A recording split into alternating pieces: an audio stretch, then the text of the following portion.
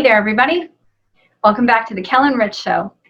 My name is Kel, and this is my awesome, wonderful musical tour guide and husband, Rich. Yes, what a day, Kel. And we have Nick Tyrrel here. So exciting. Welcome. Nick, it's an absolute pleasure for us to be able to interview you, to meet you. We've gotten to know you over the last 15 or 20 minutes, just kind of catching up and making sure all the tech works. You guys out there, you're going to notice that we're kind of disappearing a little bit. We're trying this background, and for what it's worth, not thrilled that I disappear. But for now, we're just gonna roll with it. Nick's looking gorgeous. He's looking. Are you in California? Where are you located, Nick? Yeah, I'm in Northern California, in the hills up in Northern California, near Angels Camp. So, thank you. You guys look great too. Thank you. Well, thank you. Nice to be here with you. Thank you. So, yeah, first things first. So we do these interviews with folks, everyone from first responders dealing with COVID to bands like Soen and Delane, and all of a sudden, Nick Tyrrel comes across our Facebook. Nick, how'd you find us? What made you click on us? And tell everyone out there watching what your music genre is, what you kind of identify with. So a few weeks ago, I was looking at Alter Bridge videos, and because I was a big fan of the band Creed, and then the guitar player of Creed went to Alter Bridge, and so I was looking at their videos, and then all of a sudden I saw a reaction video from you guys, and I loved it. And then after that video, I watched another video and another video, and I started getting into genre that wasn't my genre, which is country rock, singer-songwriter. But it was still something that I really enjoyed watching, and it was kind of showing me the ropes of how it made me understand that genre more, the hardcore music or the metal music, which is really cool because I've grown up, 90s alternative and country music and rock, for sure, rock and roll, but I never really became a metalhead or anything like that. But I really connected with your guys' videos, and it was just super neat. I just felt a connection with you guys. And I'm country rock, singer-songwriter, but I still really felt in tune with you guys' videos, which is so cool. Yeah. Thank you. And so here's how it went from my side, you guys. So, I'm looking at Facebook Messenger. I'm looking at all the comments going through. I spend about 4 to 5 hours a day. Kel can spend about 2 to 3. So I spend a little bit more time. All of a sudden, Nick comes across the Messenger and Facebook friend, and all of a sudden, I realized who I'm speaking to, and I clicked on the song Thin Blue Line, and I turned it on, and it was one of those moments where I just went like instant, like fanboy. It was just like, I'm speaking to Nick Tyrrel, and it's Nick now it's Nick Tyrrel or Nick Tyrrel, because I've heard it pronounced both ways, Nick. It's Nick Tyrrel, but Tyrrel is kind of the common saying, and kind of has just stuck. But technically, it's Nick Tyrrel, and it's spelled Tyrrel. So that's Gotcha. What matters most. It doesn't really matter how you say it, as long as you spell it right. There you go. Right. And it could be with the southern twang, which Nick Tyrrel. Exactly. Yeah. Right. So no, we get it.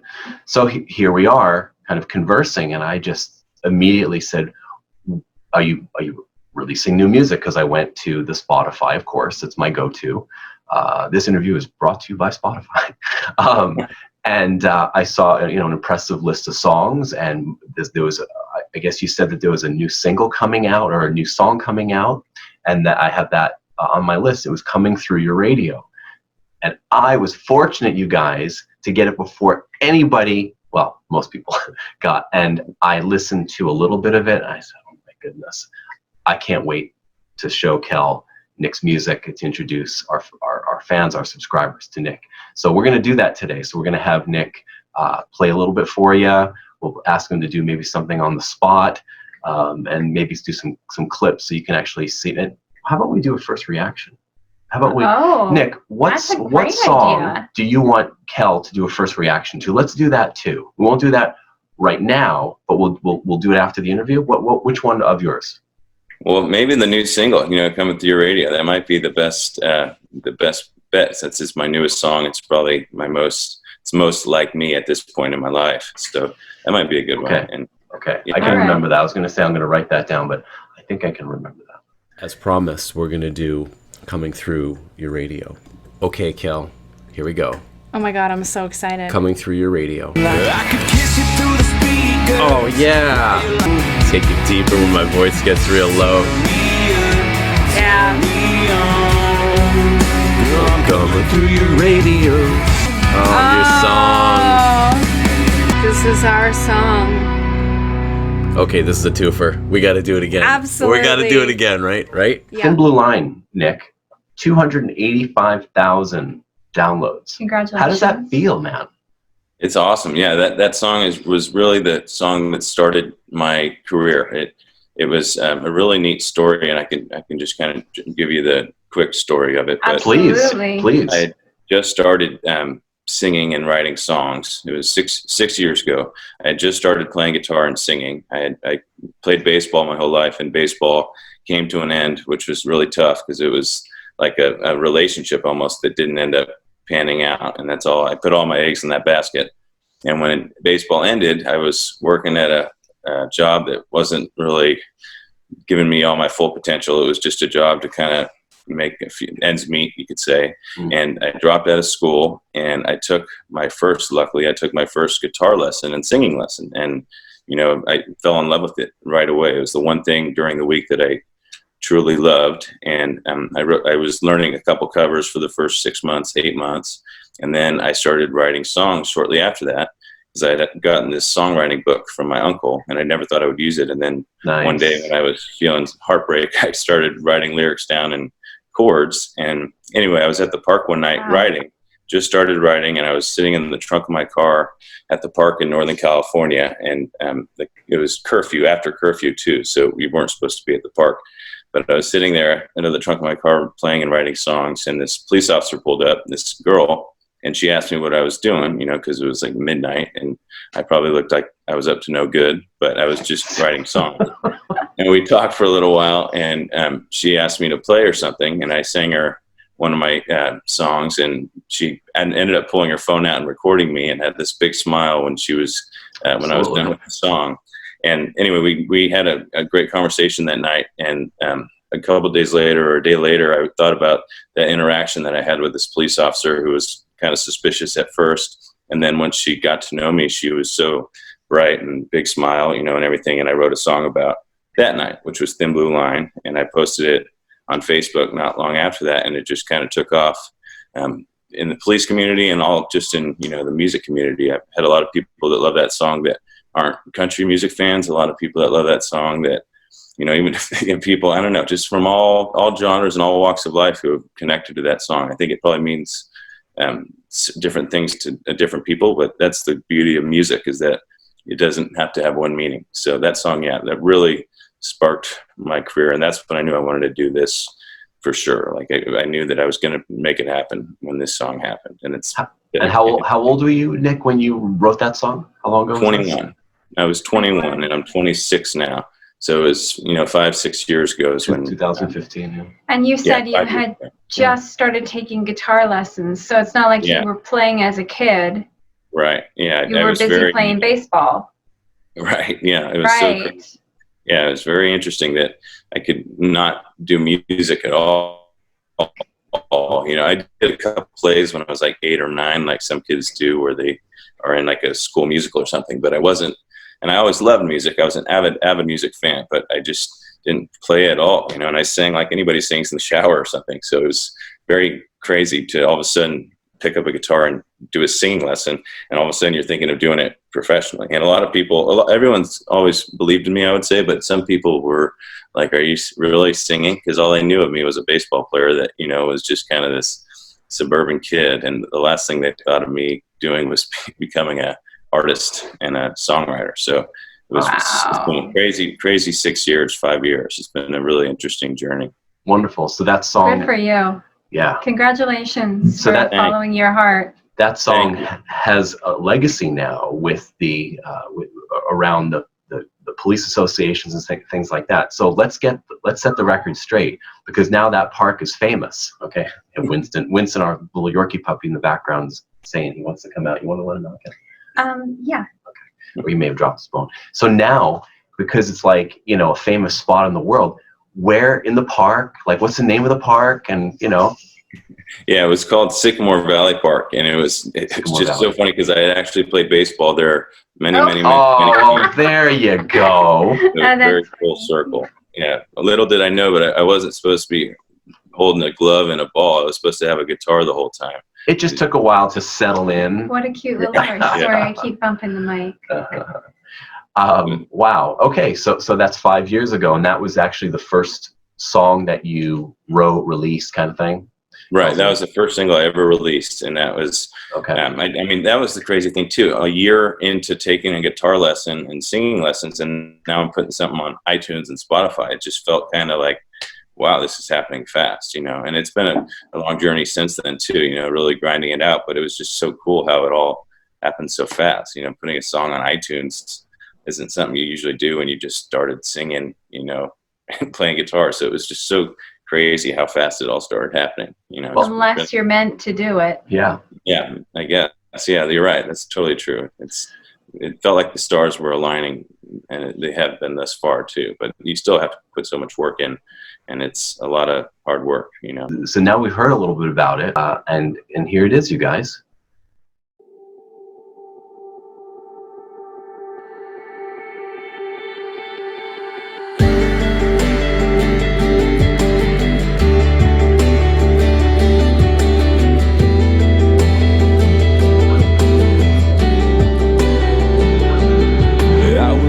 Sitting out late at night on a park bench, thinking about the life and the heart wrench. Saw your lights, didn't know what to do. You said, what's going on with an attitude?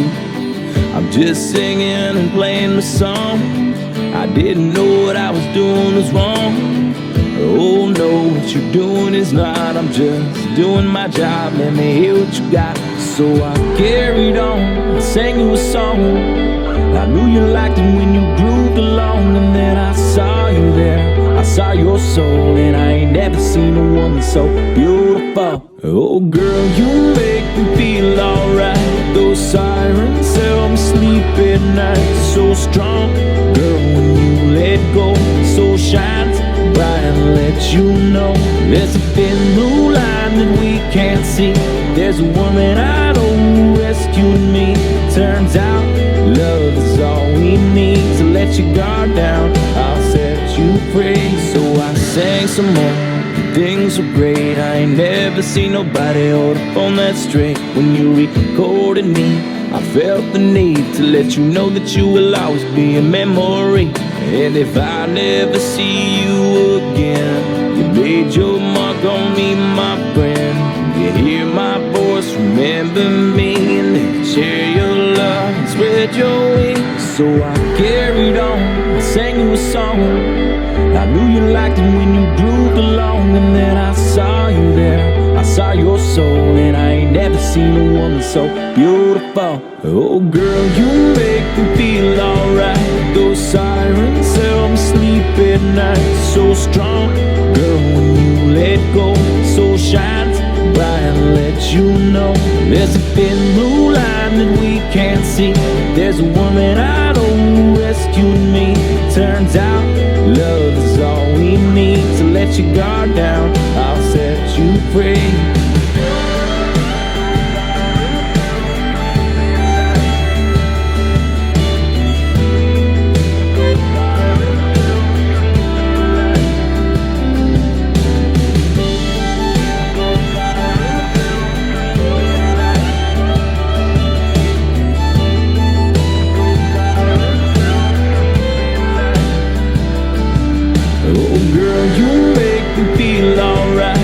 Sirens help me sleep at night. So strong, girl, when you let go. So shines bright and let you know there's a thin blue line that we can't see. There's a woman I know who rescued me. Turns out love is all we need. So let your guard down, I'll set you free.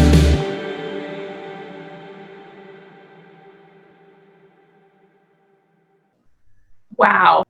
You've got a lot of talent, and it's beautiful to know that you are actually stepping onto the path, because it can be daunting. because it's living with ambiguity and living in the unknown, but just trusting your heart and just following what your instincts and your intuition are doing, or what they're telling you to do, and it's a brave thing. Thank Good for you. you. Very, very good. Awesome. So now you mentioned kind of crossing over, kind of expanding music. Kind of you weren't a metalhead, even though you're that hair, man. I mean, you could just be flipping that around, and that would be pretty. But I was reading somewhere that you, or actually, I think I saw a clip of you doing "Sweet Child of Mine" from Guns N' Roses. Yeah, totally. And I love Guns N' Roses, and I love that genre of music. So that's where I think I do expand outside of, just country rock. I mean, rock is Guns N' Roses, but yeah, I totally do. My music taste in music is definitely a very wide variety. But cool. And metalhead, I just never got that far, but I'm getting closer after watching your guys' video. It's funny how Seeping through the transformation. Resistance is futile. I'm not the only one who lived a life absent of metal. So I can appreciate the curiosity you have. And what I can tell you is someone who's now been listening to metal pretty much every day for the last 16, 18 months. I don't hear it as metal. I just hear it as different feathers of the musical bird. Yeah. It's not, oh God, it's metal. I'm like, wow, there's those dark, dirty guitar riffs, and there's that bass that I love, and there's the double bass on the drums, and there it is, and there's those amazing guitar solos, and it's been amazing for me to be able to appreciate it. Absolutely. So if you're moving in that direction, it's a lot of fun. I want to hear it. I want to hear. Nick, I see your guitar in the background. Okay. Yeah. So we did a little set. We didn't say what exactly was going to happen or when it was going to happen, but I would like to have you reach a little bit and step outside of that, comfortable genre that you settled in, and show everybody, another side of you. Again, I haven't heard the whole song. Yeah, go for it. Okay. My Axl Rose. Do your Axl Rose, man. Love it. Okay, Sweet Child of Mine.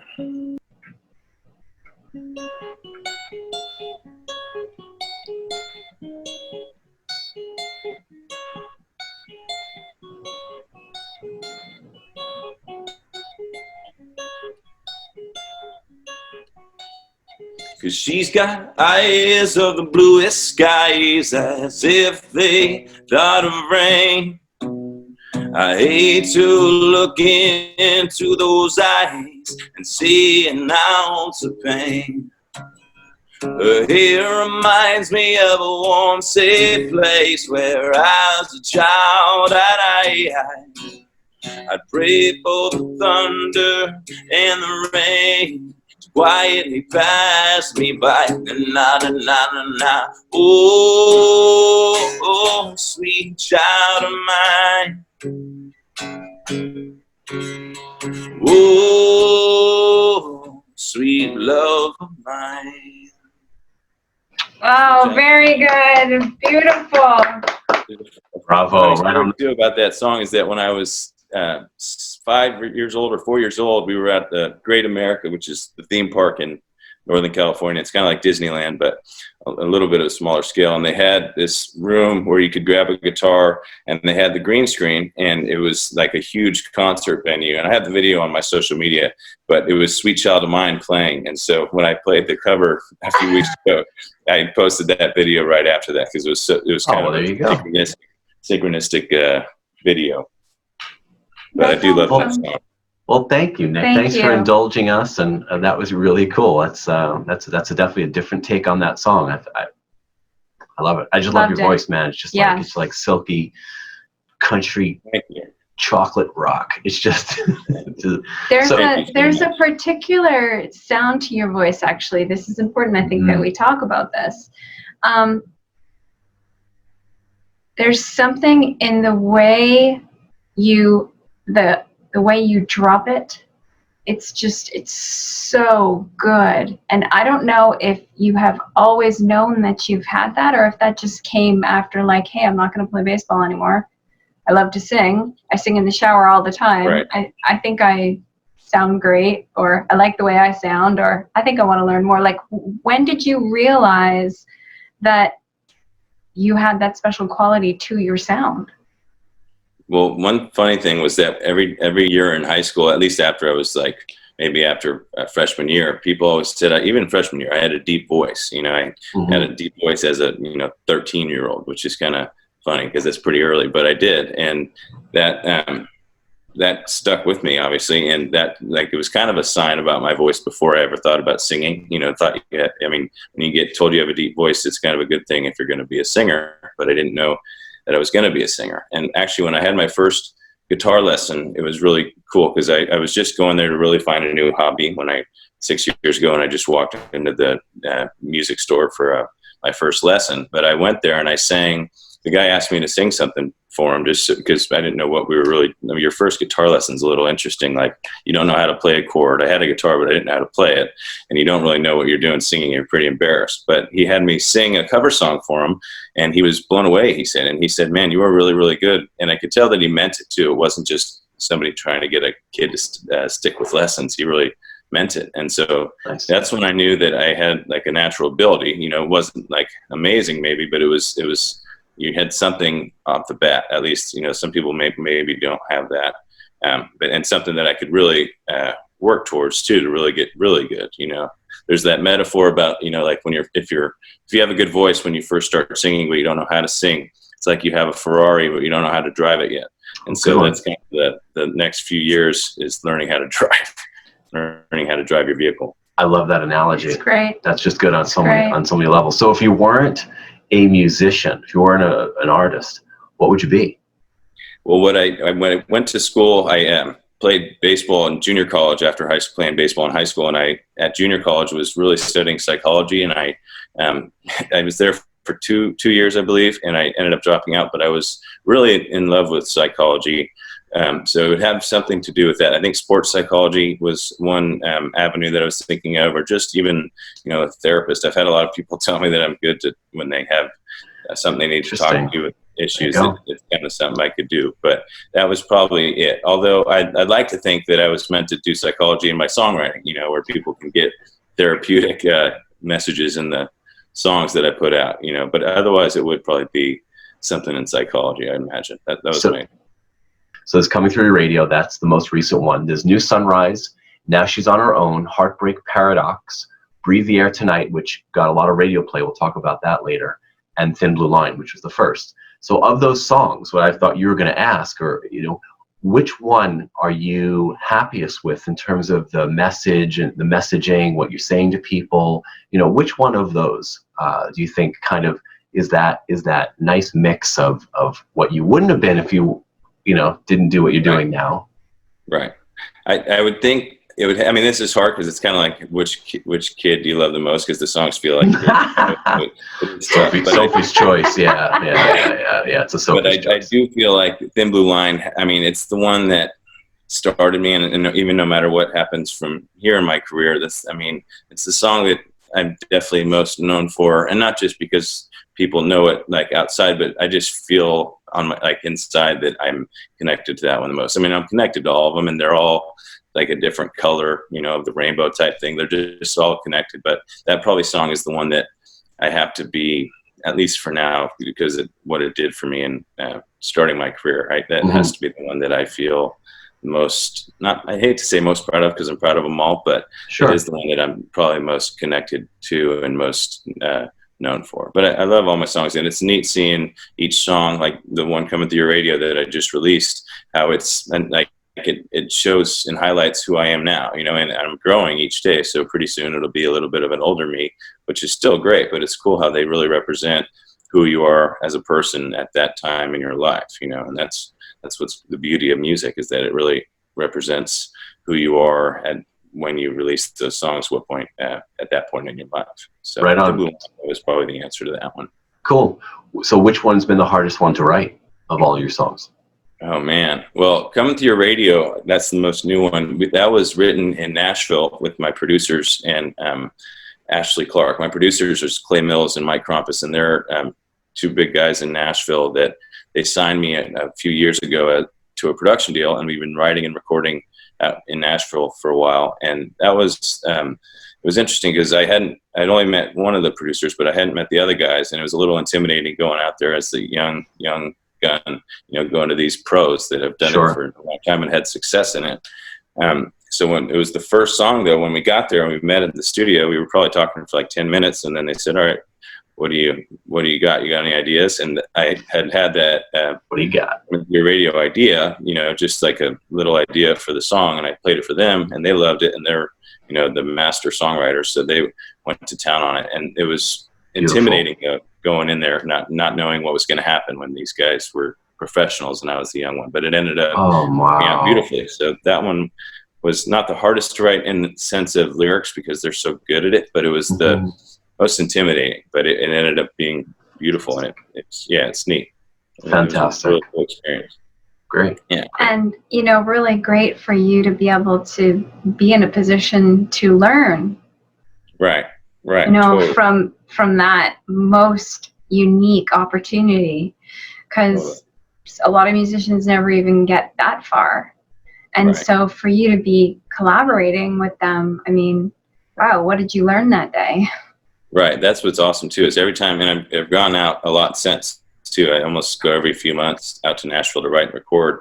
And every time it's like I learn something new. I take something with me. And it's kind of like they say, you rise to the occasion. And every time I'm out there, it feels like I have to rise to their standards, or I try to, But I feel like it makes me better each time from what I learned from them, or even just energetically feeling like, there's something about being with people that are masters of their craft that makes you kind of get higher from it. You feel like you have risen when you're working with people like that. It's pretty cool. So I've learned something new from those experiences every single time. But it's just been an amazing experience being out in Nashville too, and getting to write and record with those guys.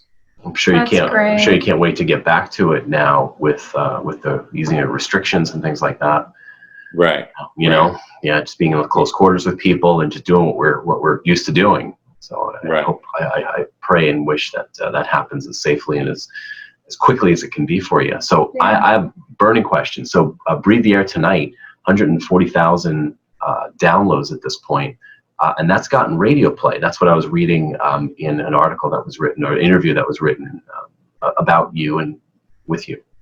So just walk us through how that happens. Because, we've seen, what's the name of that movie, That Thing You Do, with Tom Hanks? Did you ever see that movie, That Thing You Do? I don't know if I have. I love Tom Hanks, but I don't know. Oh my goodness. You know what? That's a great one, because that's all about basically being not that you are, but the band is called The Wonders, Oneders. Yeah. And it's all about this, this group of kids basically that get together and they make a song, and it's changed.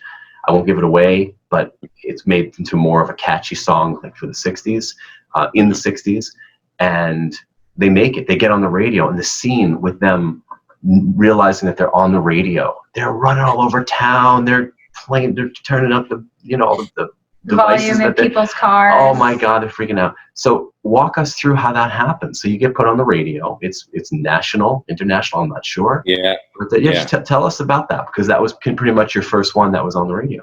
Yeah, it was. And it's kind of funny because I have a video on Facebook and Instagram of me hearing it on the radio for the first time. And it was so cool because you could see my natural reaction and just kind of being blown away. And it played all over the country. And it actually played at the University of Alabama, like the Roll Tide, Tuscaloosa. It plays at some of their sports games too, because the song in Breathe the Air Tonight, it says Roll Tide in the song. So that was really neat too. I got it at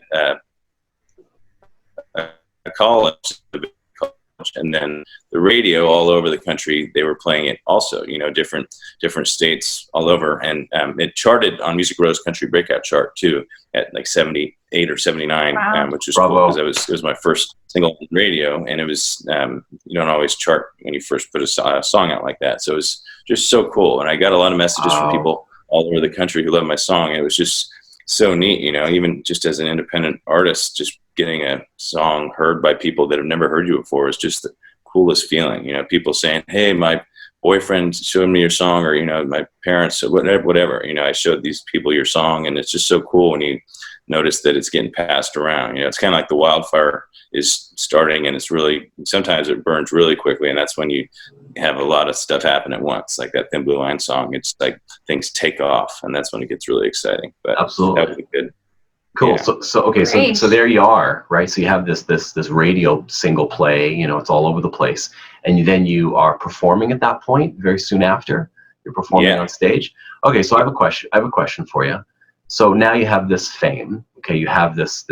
The dream is now a reality, right? You're on stage. You have radio play. You have fans. People know who the heck you are. What's the strangest thing that any fan has ever asked you? Oh yeah. This is a funny question, or a funny answer, and it's kind of sad, but it's more just funny. I was going on stage at the town square where my parents lived. They had this town square, and it's sometimes like 600 people, and it's a really big stage, but it's a decent crowd, you know, 600 people, and it's a big stage, a loud sound system. And I was about to go on, literally, I just plugged in, and everybody's sitting there waiting for me to speak and talk.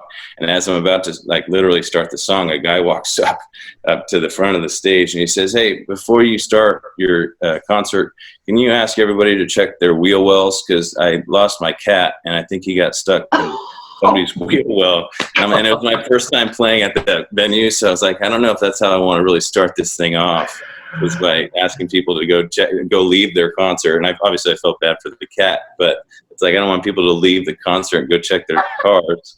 I mean, it was just such a silly question. And obviously I felt bad about the cat wherever he was, but I think it was like the cat wanted to get away from the guy probably more than anything. But that was definitely hilarious. It was a funny way to start the show, because that's not really how you want to start your concert, by letting people know they got to go check their cars. You know, it's like Woodstock. It's like, don't take the brown acid.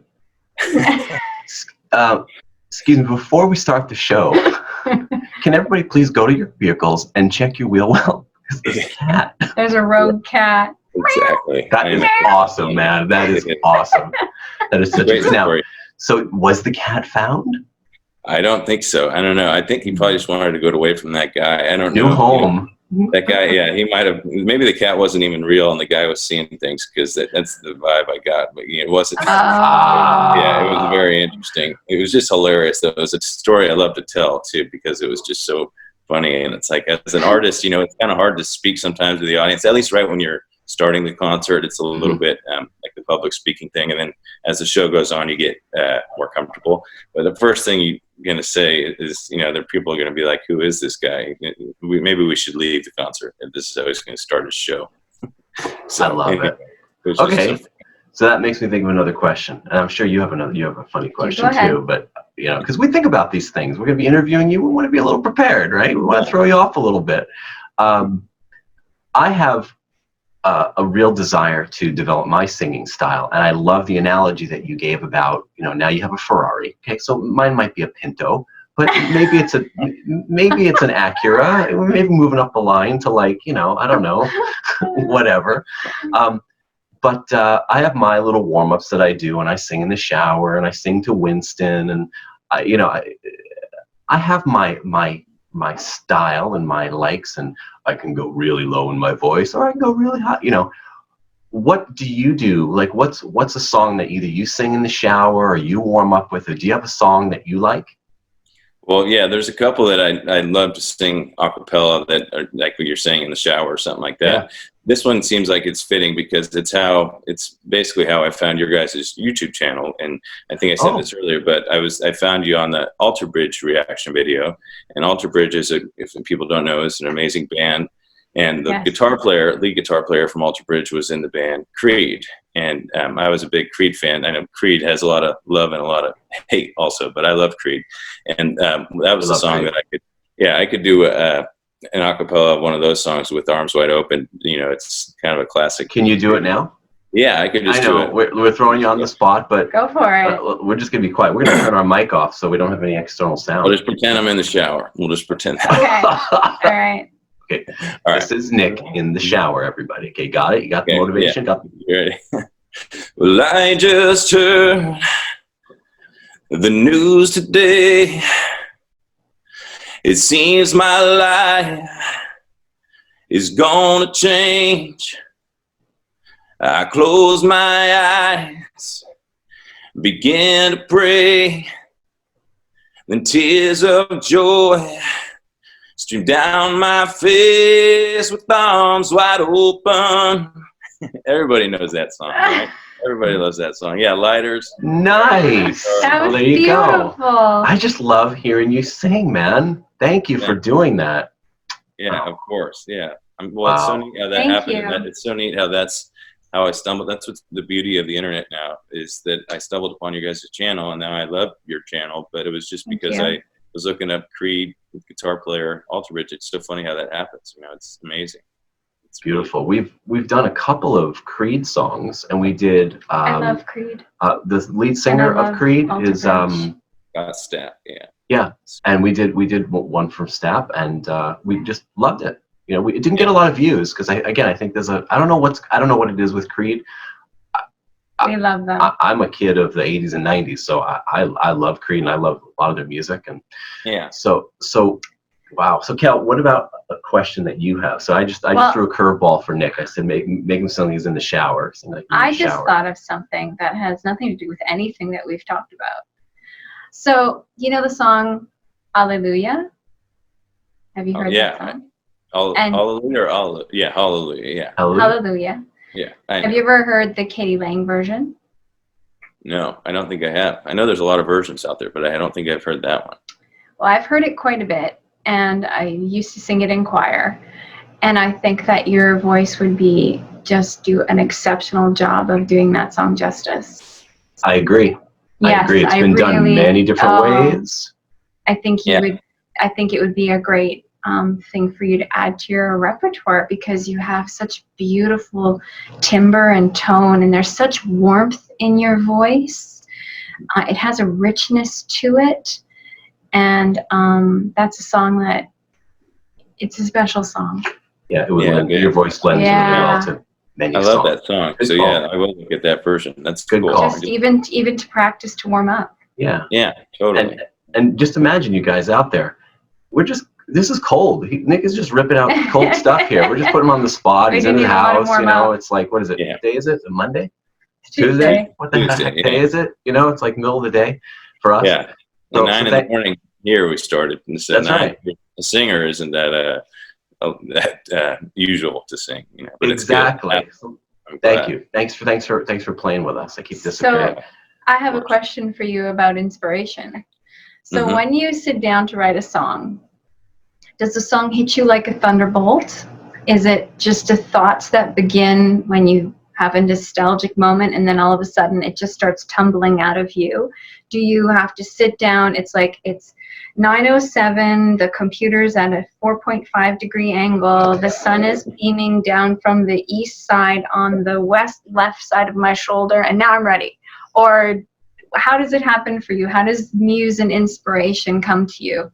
It's pretty neat. I've said this once before, but it's neat the way, and I had I took guitar and singing lessons, but I didn't take a songwriting lesson, you know, and it's such an interesting thing to learn, because how else do you learn? If you're not getting lessons, you're just kind of learning from yourself and on the inside, whatever comes to you. And the way that I've written songs is that, like the first song I ever written, and every song since then, I was feeling a tremendous sensation of loss, like from a breakup basically, and then also I was feeling joy because I was inspired by these songs that I was learning, the cover songs. And so I was like having this heartbreak on one side, but I was also so excited about learning music and pursuing it, even though I hadn't written a song yet.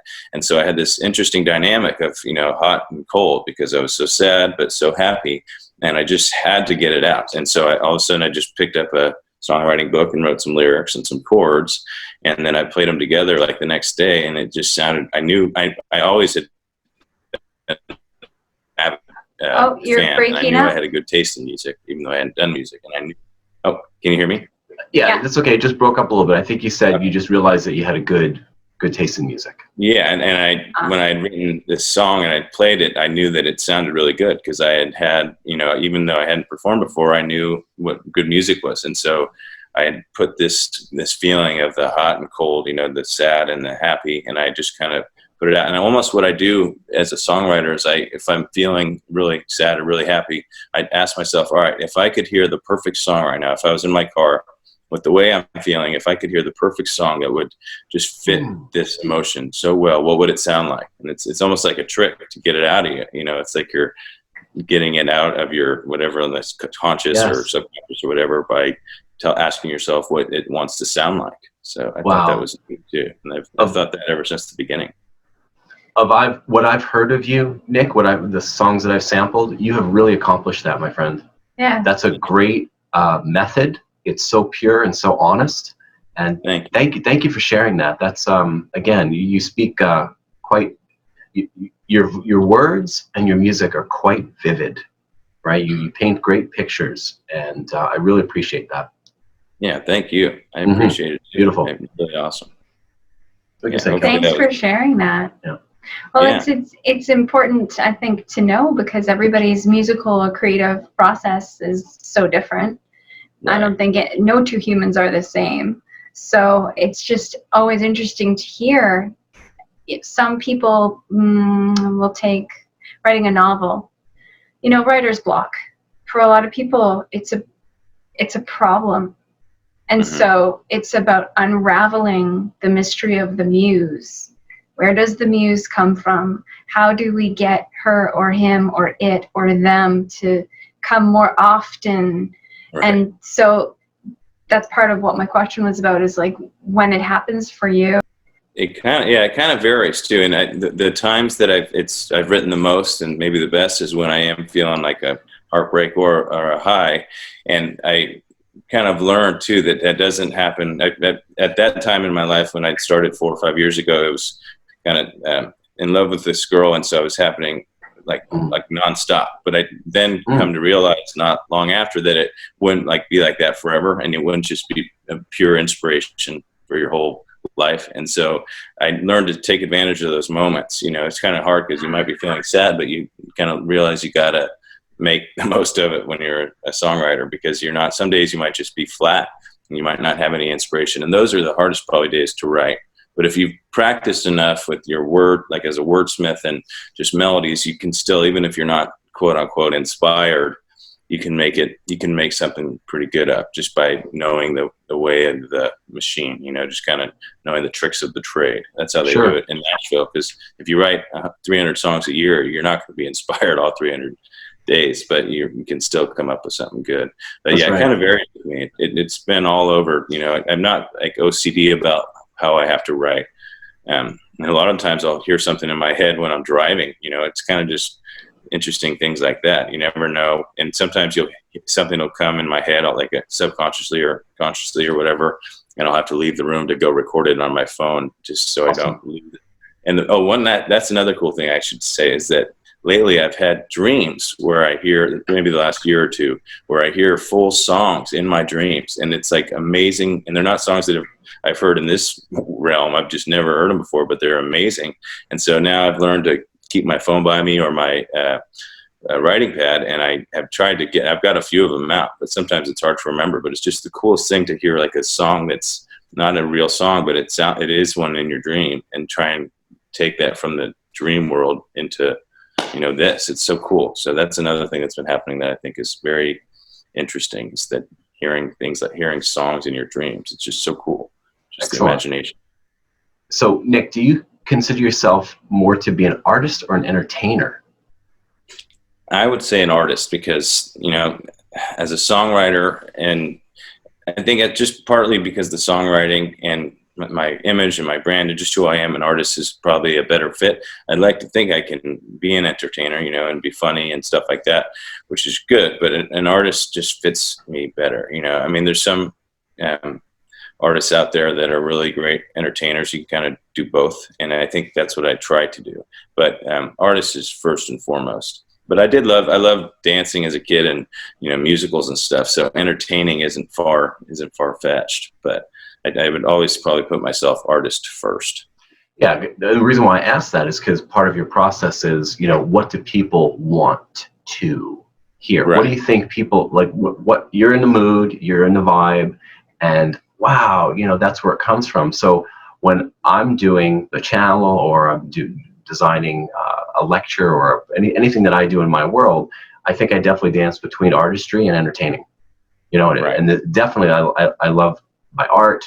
Okay, my passion, my creativity, but then there's also a side of me where it's like, yeah, this is kind of entertaining, and Right. let's make the most out of that experience for everybody, including myself. I like to entertain myself. You know, I'll say something to Kel, I'll be like, that was really funny. You know, that's I think a good thing when we can kind of, you know, have these dialogues with ourselves, like that was really good, that was really smart, or man, that needs work, or you know what I mean? Right. So it's always nice to have that versatility to play with an audience, play with how I'm feeling, and then what their response would be, and it's part of the whole creative process. So thanks for being honest about that. Cool. Of course, yeah. And I have learned to become, because I'm naturally, I think, kind of funny, but I've been shy throughout my life for sure. Mm-hmm. But I've now learned to let that funny side out when I'm on stage. You know, I'd say some funny jokes. Like I'll say on stage, I'll say, you can find me on my website, nicktyrrel.com, and you can find me on Spotify. You can find me on eHarmony. You can find me on, you know, it's a joke. And Beautiful. It livens it up and makes people connect to you more, because it's not just business, it's also just human fun connection. Right on. Yeah. So what's the biggest audience you've ever played for? Well, I've been opening for REO Speedwagon a few times in the last 6 to 8 months, and those were Congratulations. each venue was 2,000 people. Yeah, and there's been quite a few places where I played for like 500 or 600, and then 700, 800. I opened for a country band, and then REO Speedwagon was definitely the biggest, and we have done that a few times, and it was 2,000 seats each time at different venues. And I performed the Thin Blue Line song, which this is a kind of neat story, for a funeral at a police officer. It was really sad, obviously, and it was last year, and it was really, really sad. Her name was Tara O'Sullivan, and she was killed in the line of duty. And they asked me to perform at her service, and they have, I mean, it's really neat how many police officers come and support. It's like 5,000 officers come from the whole state of California, or even other states that come. And it was really neat to be able to do that for her and her family. It was devastating, but it was just kind of amazing to be able to be a part of that. And that was a lot of people, which was really intimidating, but also really special to just be, you know, have the honor of doing that for her and her family. So good job. Yeah. Good job. So Good for you. So okay, so you've opened for REO Speedwagon. I think one of the people that you work with works with Smash Mouth. Is that the? Yeah, my producer Mike Krampus was in Smash Mouth for a while, and we played a few shows with them. The lead singer of Smash Mouth and my producer were there, and I got to kind of become buddies with the lead singer of Smash Mouth, which is so cool, because my 12-year-old self was just kind of cracking up, you know, because they used to listen to that song and the movie Shrek and all that. They of course. In there, so that was pretty cool. Of course, and how's meeting Kevin from REO Speedwagon? I mean, he's still belting it out, hey? Yeah, that was really neat. That what's cool about that story too with REO, that for the first time that I opened for them, they weren't supposed to have an opening act. They were just going to go on their own. And at the time, I was kind of getting burnt out of playing the shows that I played, you know, just because it's tiring when you play it 3 or 4 times a week, and you start wondering what's going to happen from here. And there's this really big winery that has big concerts like REO during the summer, and they were supposed to have REO this night, and they weren't going to have any opener. But Kevin Cronin called in because his voice was tired and he needed somebody to open. And I had built, after playing at this winery for the last 3 years, just at the tasting room, I had built a good relationship with them, and I'd met the booking agent. I had made friends with him, and another guy that worked there. And synchronistically, because I had these relationships and these guys knew me, they called me to open for them. And then because of that, it led to another time opening for them. And Kevin from REO was really nice to me, and he thanked me a lot, and he said I did great. And he said, we'll see you down the road. And then the next day I found out I was going to open for him again in like a few months. So it was Congratulations. Congratulations. Well, a lot of our viewers, or a lot of our subscribers, fans have been saying, REO Speedwagon, okay, this totally kicks it over that line. Okay, I we're do gonna know have to. some REO. I know you do. Oh, Speedwagon. my I God, know a lot of them. I knew a few, and then when I opened for him and I heard him perform after me, I was like, oh, I know all these, or a lot of these songs. I just didn't know it was REO Speedwagon, you know, but I definitely know, I knew a few of them before, and then once I heard him play, I knew a lot of songs. I just didn't realize it was REO Speedwagon. And they just lost their guitarist. I can't remember the guitarist's name. I apologize, but that was probably about 3 years ago. And, yeah, the original guitarist, yeah. Yeah, the original guitarist who did those amazing, solos on all the songs that we grew up with. I'm kind of an old timer. I'm even older than Kel. I'm the oldest guy here, so I'm representing. Do you have any other questions while we have Nick, who's been so gracious with his time? Who would you like to collaborate with? If you could, if we were the musical genies and we were to say, okay, doesn't matter and no matter, just who would you like to just sit down and bang some songs out with? There's a lot of answers that I could, there's so many, because I think I mentioned 90s alternative is partly, that's why I'm country rock, because I grew up on, U2 and Nickelback and, Matchbox 20 and everything, all these Creed, all these 90s alternative kind of 2000s bands. So that's why I'm country rock. So that's where my heart really lies, and country now too. But in the beginning it was in that genre. And actually a band that gets a lot of hate also, but a lot of love is Nickelback. And the lead singer, Chad Kroeger, has always been an inspiration, and I kind of have the long hair too. He doesn't have it anymore, but have that look. So maybe I think him, and he's an amazing songwriter that most people don't know that he's written a lot of songs for other artists too, and also Dave Grohl. So him, there you go, Nickelback and Dave Grohl, because I get Dave Grohl a lot too. That my hair and the facial hair, it's kind of. Oh yeah, I see that. Oh, totally. Yeah. Those are the two that I'd want to work with. There's a million artists, but it would just be cool to work with them just to see what could bang out, just to see what came out of it. And maybe I would even go further to the rock side, I'm sure it's there. I cover everything from Bon Jovi to Kenny Wayne Shepherd, all these other songs.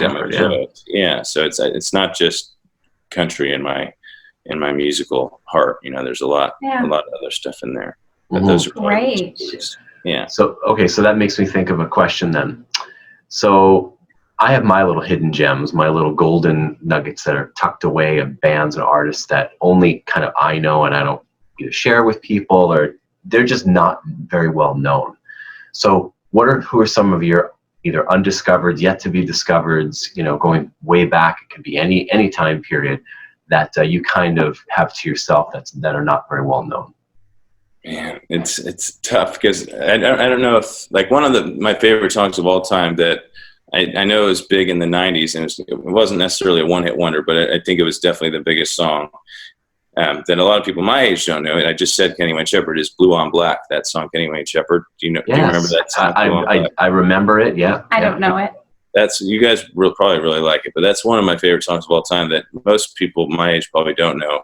And it's just, the whole group is great too, Kenny Wayne Shepherd Band, but that's probably one of my favorite songs that I wish more people my age. It's like when I would go around Nashville years ago drinking and stuff, I would always play it at the bar, at the jukebox, or at the bar. I would ask the band to play it at the country venues, because I would just love the song so much. I would want to hear it a million times. But that's probably a song that I wish more people knew. Excellent. You guys could check it out too for one of your reaction videos if you ever want to also. So, do you have any questions for us?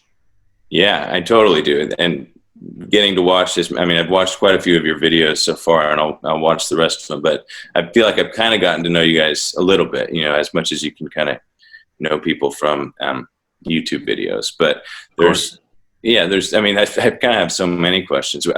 one that I did see a guitar in your guys' room in the, I think it's the V, right? Flying V, is it in the background? So I am curious. I know that Kel talked about a musical background. Rich, I don't know if do you play guitar avidly? Is that a thing, or is it just a prop? Sadly, no. So this will be good if you don't know where the guitar comes from or what it is.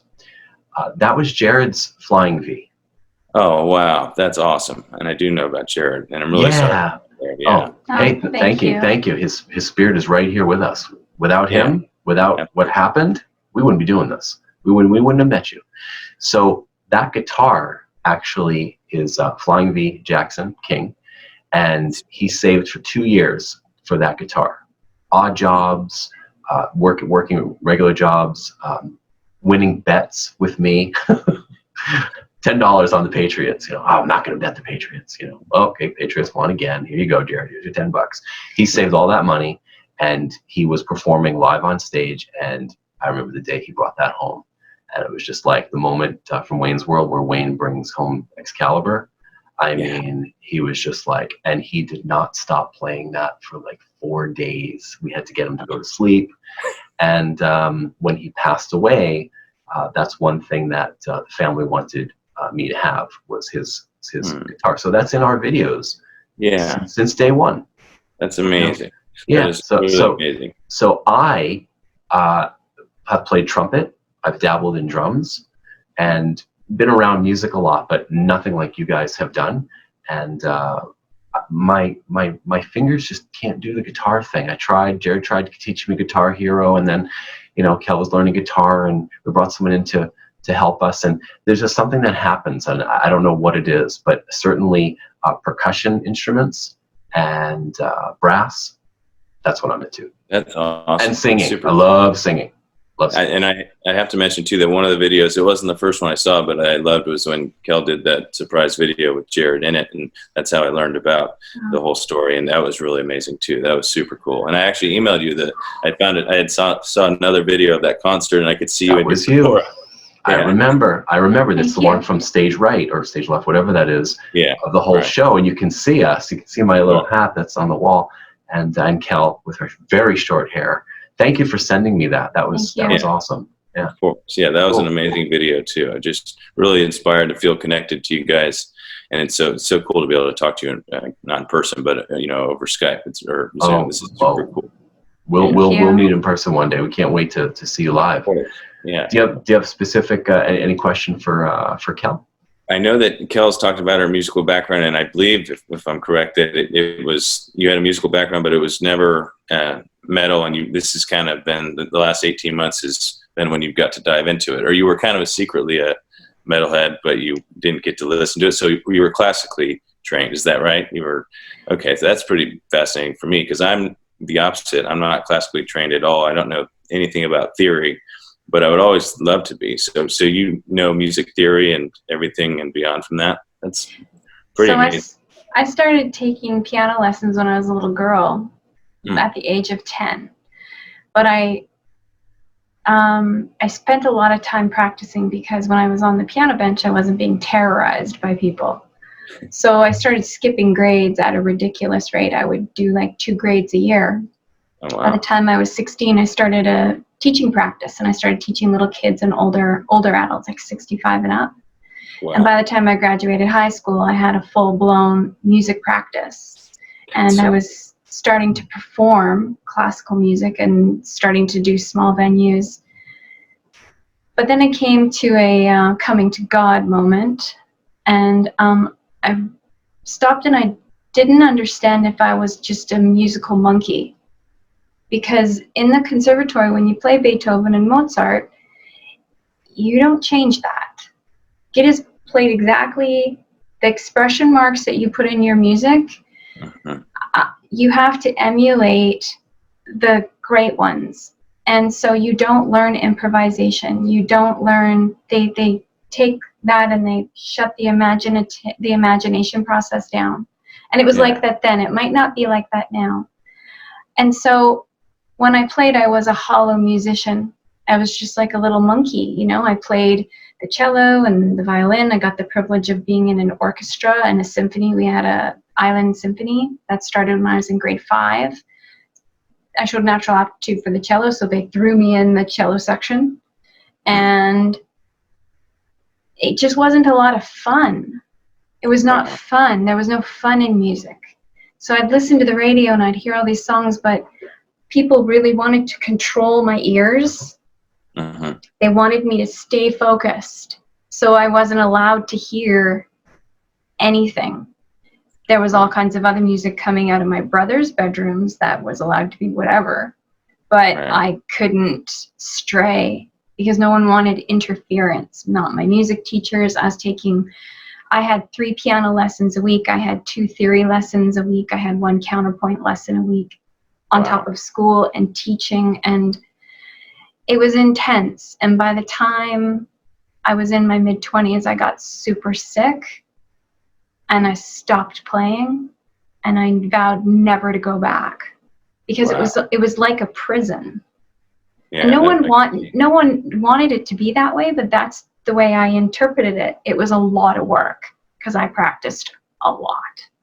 Wow. And there was no fun. There was no joy. Yeah. So that's what you see. Yeah. Your classical music experience. That's what I was probably going to ask, is what it was like, but you totally answered it. That's very fascinating. And I feel like I've heard that story, not that story, but I've heard that before from other people too sometimes. And actually, when I first started, I didn't want to learn theory because I felt like I wouldn't have stuck around because it would have been too strict. So that's very fascinating because it reminds me of the way I kind of thought too, because you're strict and you don't have your imagination to run wild, like you're saying. You kind of have to stick to the rules. And yes, but it's important information. Don't shy away from theory because you think it'll confine you. See it as another form of rocket fuel for you to understand song construction better. It's a fabulous tool. Just know that you're already creative. I'm just now learning to be creative. I'm just now, in the last 6 months, Rich bought me a baby grand digital Suzuki. Thank you. That's so cool. And because like you, I hear songs. I know I'm falling asleep because my soundtrack begins. And I hear songs at night when I go to sleep. That's how I know I'm falling asleep. So cool. I'm getting them out of me finally because I now have permission to be creative. Right. Before I just had permission to be proficient. Right. Wow, that's interesting. Yeah, so this is why I asked you about, your creative process and when you started and all that stuff, because music can be anything to anyone at any point in anyone's life. There's no one right way.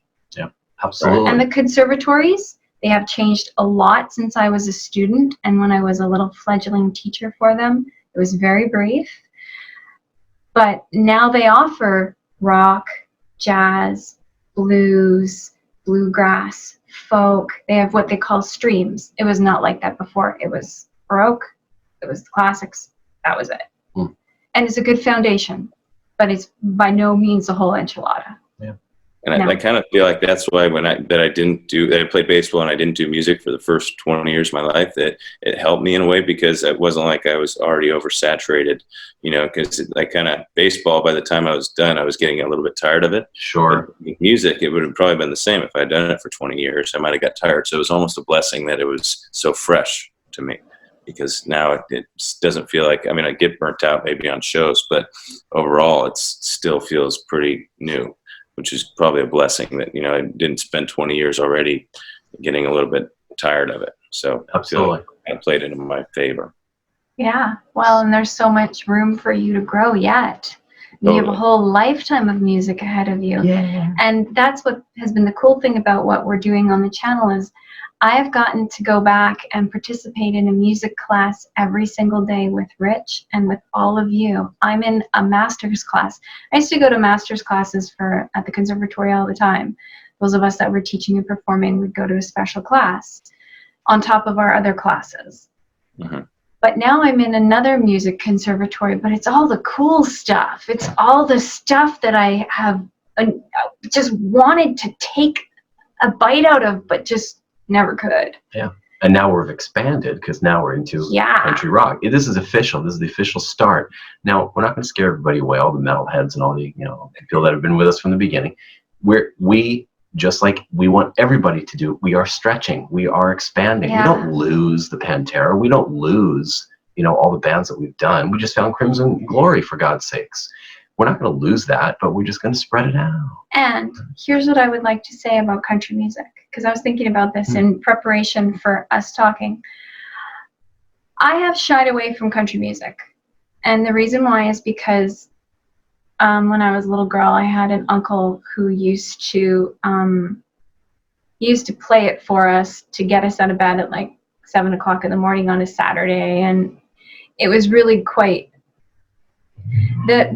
The country music that he was playing wasn't very profound.